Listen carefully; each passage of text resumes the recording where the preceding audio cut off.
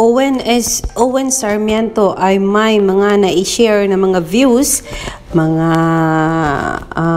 point of views sa mga ang tawag dito, mga kasolids. Ito po, isang mensahe ni Owen Sarmiento ay, yung mga tumanda na dyan, parang hindi naman kayo naging bata na na-in love at nagdesisyon ng ayon sa nararamdaman nyo. I'm not saying na ganun ang ginagawa ni Maymay ngayon.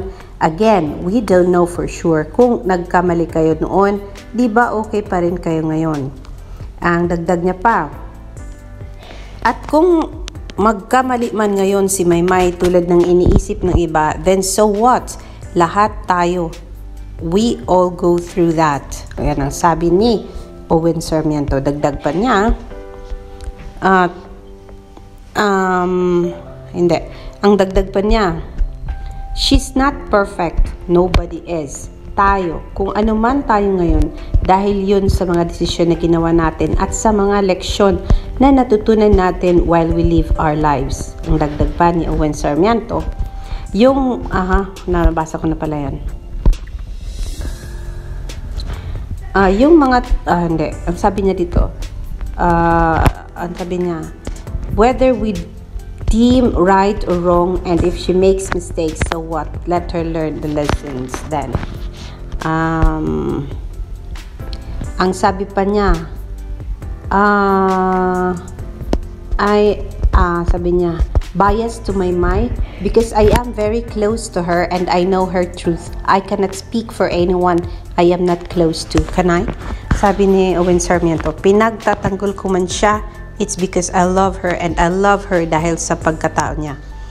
For those, ayun, yun ang sinabi niya. Ayaw ni Mr. Owen Sarmiento na magsalita in behalf of Maymay. At ayaw rin niyang i-confirm kung nagkakamali man si Maymay.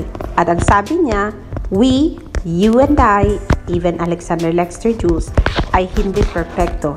And that we can make decisions.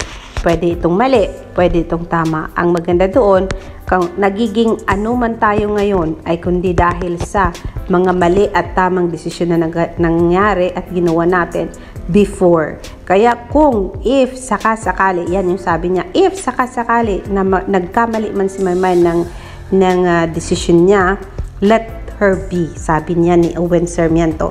Huwag nating pakialaman. And ang sabi niya pa, let her learn.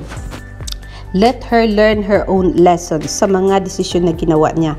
And so, ang sabi niya dito, nasabi niya ang mga ganito hindi dahil bias ni si Maymay at hindi dahil close siya kay Maymay at hindi dahil alam niya ang katotohanan.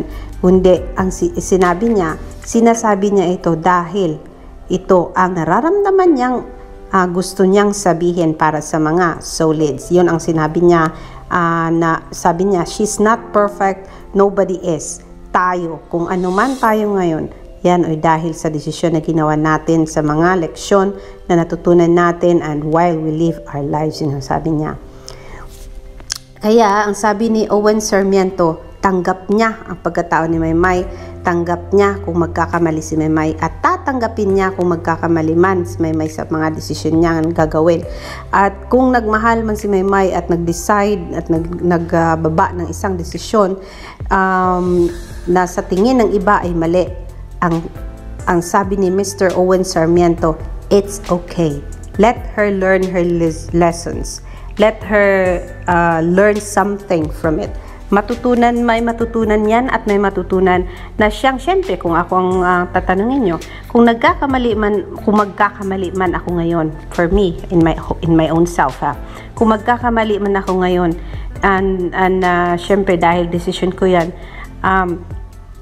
in some way, mga ilang buwan ang darating man o dadaan, for sure, may mga part ng decision ko na pwede akong magkakaroon ng regret, but then in some way ang magiging idulot nito sa akin ay ang pag-mold sa akin o pagiging pwedeng magiging isa akong stronger than before, yung magiging matured ako and more responsible sa next decision na gagawin ko. So yan siguro ang gustong sabihin ni Mr. Owen Sarmiento.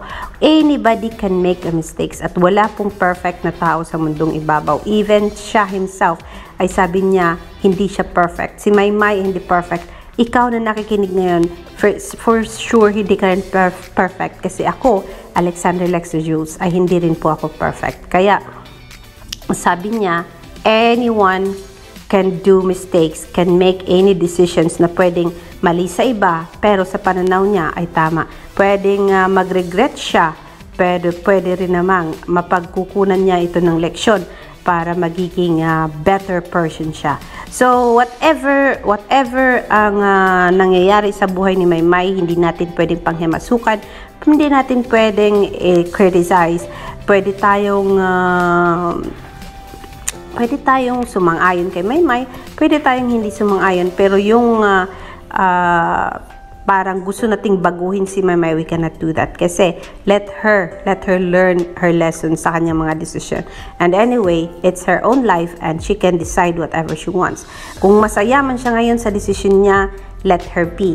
Kung one day she would realize na she made a wrong decision, that's the moment then nasusuportahan pa rin natin siya. It's because me personally, ang pagmamahal ko sa isang Maymay Entrata, hindi siya superficial na, hindi dahil sa mahal ko siya dahil Bisaya siya, hindi dahil sa mahal ko siya kasi galing siya sa Mindanao kagaya ko, hindi dahil sa mahal ko siya dahil palagi niya ako napapatawa, kundi mahal ko siya bilang buong siya. Ang mga flaws niya, ang mga hindi niya kaya, ang mga kaya niya, yun, mahal ko sa kanya yun. And lalo na yung, syempre, tao lang si Maymay, and then of course, pwede siyang magkamali, pwede rin siyang hindi magkamali. But then yes, kung magkamali man si Maymay, buhay niya yan, tatanggapin ko pa rin naman siya. And susuportahan ko pa rin naman siya. And patuloy ko pa rin naman siyang gagawa ng upload sa aking channel. All I know, ang importante sa akin ngayon ay magiging masaya siya, but of course, she has to prioritize. She needs to prioritize her learning first, her face-to-face learning dyan sa kung saan man siya ngayon naroon. And she needs to prioritize whatever is the priority things for now. Ang romantic relationship, it won't go anywhere. Like, hindi yan mawawala, nandiyan na yan if ang someone na nagpapasaya sa puso niya ay willing siyang antayin at willing siyang mag-grow sa kanyang craft, sa kanyang career. And then, yes, if one day they will decide to settle down or whatever, kung yun lang din ay kakasaya ng puso niya, if she wants to exit from show business, kasi hindi naman natin alam kung hanggang kailan niya gusto maging public figure. So, nasa kanya din yun. Kaya, yan for now, ang sabi ni Mr. Owen Sarmiento, suportado niya si Maymay. Kung magkakamali man si Maymay ng desisyon, let her learn from her lessons. And kung, anong tawag niya dito? Kung pinagtatanggol man niya ngayon si Maymay, dahil daw yan mahal niya si Maymay, and mahal niya ang buong pagkatao ng isang Maymay Entrata. Kaya, yan lang muna ang aking update sa ngayon. Let us support Maymay, and let us not be drowned sa ating kung ano man ang pinaniwalaan natin ngayon. Kung let us be open-minded person. Magiging open-minded tayo. Kung sino man ang makakatuluyan ng isang Maymay Entrata, it's alright. Kung sino ang makakatuluyan ng isang Edward Barber, it's alright. And if in the end, magiging Mayward pa rin, and they will end up into each other's arms, then that's very, very good news to us, yeah?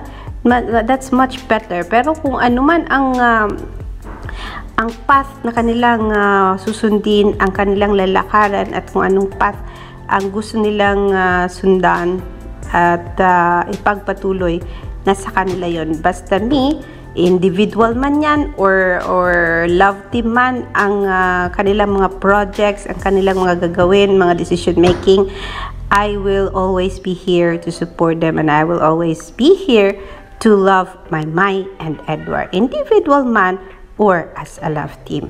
Yan lang muna ang aking update, and sa mga talagang solid flyers, huwag kayong masaktan, okay? Kalma lang kayo. Kasi, kagaya ng mga buhay-buhay natin, we don't know kung saan tayo pupunta. Yung mga kinakasal nga, di ba?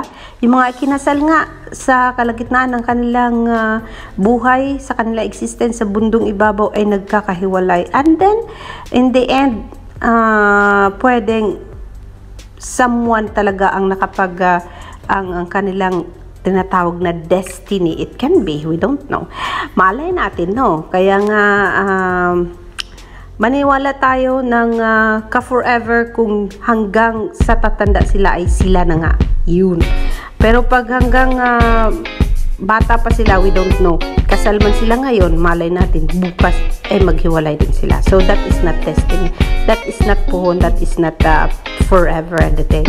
So, yes, napahaba na naman po tayo dahil dito sa komento ni Mr. Owen Sarmiento para kay Maymay Entrata. And yes, yan lang muna ang ating update mga guys. And stay safe everyone, stay happy, and then stay positive.